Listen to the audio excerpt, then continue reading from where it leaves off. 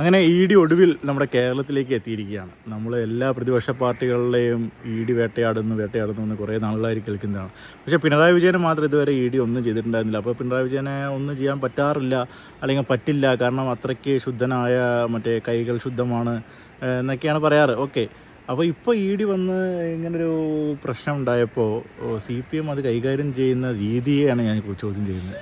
മടിയിൽ കനമില്ലാത്തവർ എന്തിനാണ് പേടിക്കുന്നത്? ഇ ഡി വന്ന അതിൻ്റെ കാര്യങ്ങൾ ഇപ്പോൾ ഇന്നലെ വന്ന കോടതി വിധിയുടെ പശ്ചാത്തലത്തിൽ നമുക്കറിയാം. അതിൻ്റെ ഭാഗമായിട്ട് ആ സെർച്ച് നടക്കട്ടെ. ഇപ്പോൾ അവർ തന്നെ പറയുന്നുണ്ട് ഒന്നും കിട്ടിയിട്ടില്ല എന്ന് എഴുതി കൊടുത്തു എന്ന്.